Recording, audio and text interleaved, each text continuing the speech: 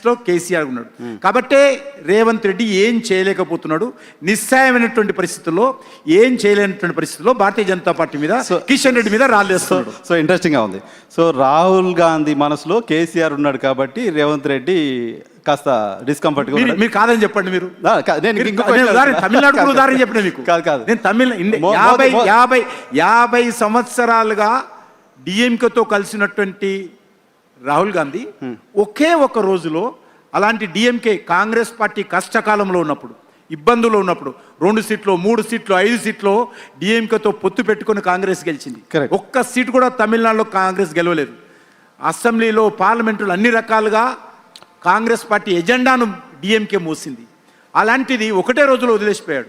కాబట్టి తెలంగాణలో కూడా రేపో అది రైట్. సో రాహుల్ గాంధీ మనసులో కేసీఆర్ ఉన్నాడు కాబట్టి రేవంత్ రెడ్డిని పక్కన పెడుతున్నారు మీ పర్సెప్షన్. అయితే మోదీ మనసులో రేవంత్ రెడ్డి ఉన్నాడా, మెరేసే జోడో అని ఎందుకన్నారు ఆయన?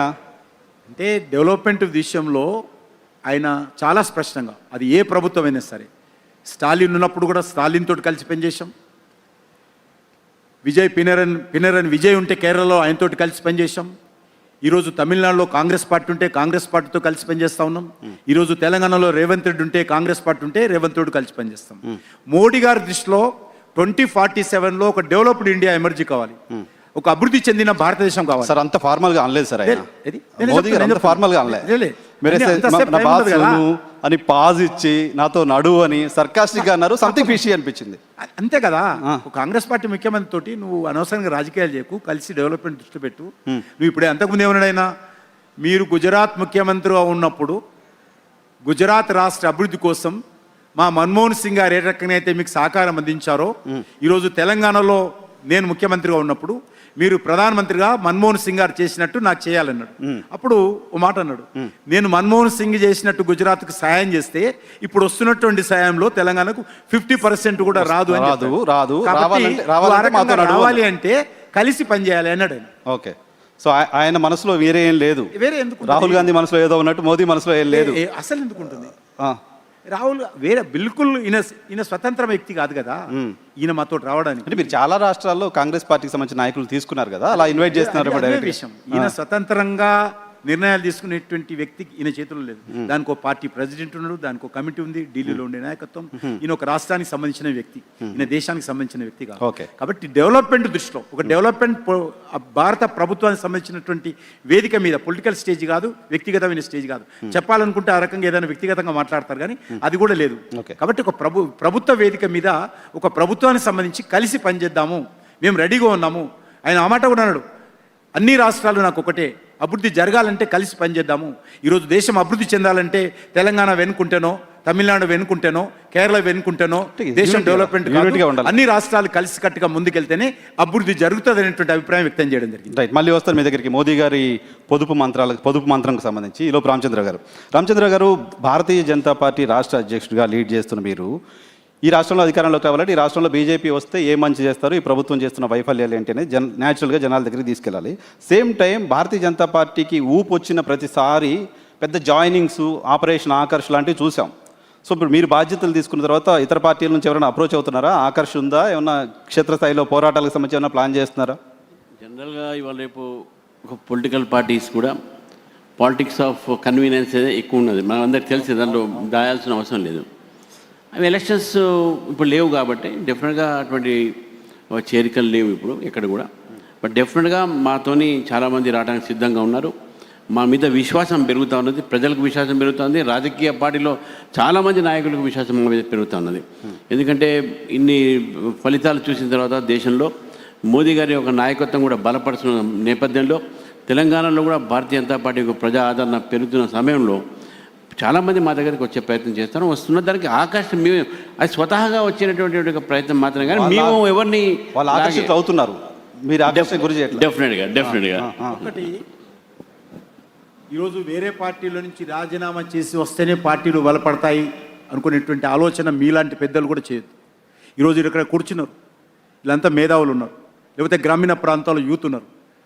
ఆ రకంగా వాళ్ళు చేరాలి తప్ప ఒక రాజకీయ పార్టీలో నుంచి చేరితేనే వాళ్ళే మునగాళ్ళు, వాళ్ళే ప్రజానాయకులు, వాళ్ళే ప్రజాభిమాన నాయకులు, వాళ్ళు ఆ పార్టీలకు రాజీనామా చేసి బీజేపీలో చేరితేనే లేకపోతే ఇంకో పార్టీలో చేరితేనే పార్టీలు బలపడతాయి అనుకుంటే తప్పు, నా అభిప్రాయం, వ్యక్తిగత అభిప్రాయం. ఓకే ఓకే కాబట్టి మీలాంటి మేధావులు రావాలా, అది చేరుతుందా లేదా చూడు. ఇప్పుడు నా పార్టీ బీజేపీలో తెలంగాణలో ప్రతిరోజు ఏదో ఒక గ్రామం నుంచో ఏదో ఒక టౌన్ నుంచో మా అధ్యక్షుల వారి నేతృత్వంలో యూత్ చేరుతూనే ఉంటారు. ఓకే అది కోరుకోవాలి మనం. ఓకే.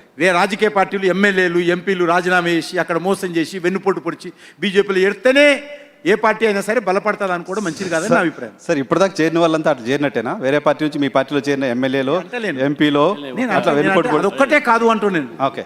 అదొక్కటే అన్న పాయింట్ ఏంటంటే మీరు అన్నారు ఎవరు మేము అందుకే అన్నాను ఆకర్షణ మేము పెట్టట్లేదు, వాళ్ళు ఆకర్షించి చాలా మంది వస్తున్నారు.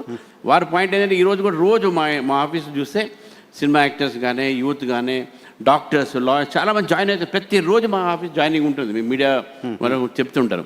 అయితే ఈ జాయినింగ్స్ పొలిటికల్ పార్టీ నుంచి రావడం ఎందుకు, ప్రజల్లో నుంచే మేధావుల నుంచే రావాలి కదా, వాళ్ళు పార్టీలో చేరండి అని చెప్పి మేము పిలుపునిస్తున్నాం. నేను ఫస్ట్ అధ్యక్షుడు కాగానే నేను పిలిపించినాను youth and women should join BJP in large numbers అని చెప్పినాం. ఈరోజు మీ 33% రిజర్వేషన్ సిద్ధంగా ఉన్నాం. మా ఉమెన్ రాండే మా దగ్గరికి, we are going to give your political right for you all. Okay. So Bharatiya Janata పార్టీని రాష్ట్రంలో పొత్తులు బలహీనం చేశాయా, పొత్తుల వల్ల బలపడలేకపోయామని ఏమని అనుకుంటున్నారా? ప్రతి ఒక్క పొలిటికల్ సిచ్యువేషన్లో ఒక్కొక్క నిర్ణయాలు ఉంటూనే ఉంటాయి. ఒక నిర్ణయం అయిపోయిన తర్వాత తప్ప ఒప్ప కదా, పార్టీ నిర్ణయం అనేది ఎప్పుడు ఏ నిర్ణయం తీసుకున్నా కూడా సమిష్టిగా తీసుకుంటుంది. కాబట్టి మేము తప్పు చేసినామని మీరు తప్పకుండా దాన్ని చేయం. తప్పనట్లేదండి, మనం కరెక్ట్ బలహీన పడింది కూడా అనం నువ్వు. ఇప్పుడు మాకు ప్రజలు మాత్రం ఉన్నారు, ఇప్పుడు మాకు పొత్తులు అవసరం లేదు, మేము ఒంటరిగా ముందుకు పోతాము. డెఫినెట్గా మా బలం పెరిగింది. ఇప్పుడు గతంలో ఏమైంది, ఏం పొత్తులు చేసుకున్నది వేరే మాట. అప్పుడు ఉన్నటువంటి పరిస్థితిలో రాజకీయమైనటువంటి నిర్ణయం మేము తీసుకున్నాం.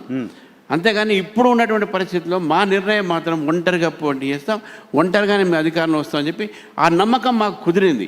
అది ఓకే. అంటే పాలిటిక్స్ డైనమిక్గా ఉంటాయి. ఒక విషయము, ఇంతకుముందు మా అధ్యక్షులు ఒక మాట చెప్పారు, ఎక్కడ కానీ ప్రధానంగా ఏ రాష్ట్రంలో తీసుకున్నా, ఈరోజు వెస్ట్ బెంగాల్లో కాంగ్రెస్ పార్టీ 2 సీట్లు గెలిచినాయి, 2 అనేక సంవత్సరాలు పరిపాలించినటువంటి పార్టీ.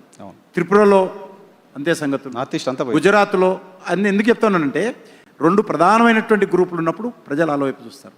ఈరోజు గత పార్లమెంట్ ఎలక్షన్స్లో నిర్ణయించారు ప్రజలు తెలంగాణ ఎట్టుపోవాలి. టీఆర్ఎస్ పార్టీ 0 అయింది. ఎందుకైంది? థర్డ్ పార్టీ టీఆర్ఎస్ మీరు అడగాలన్నమాట.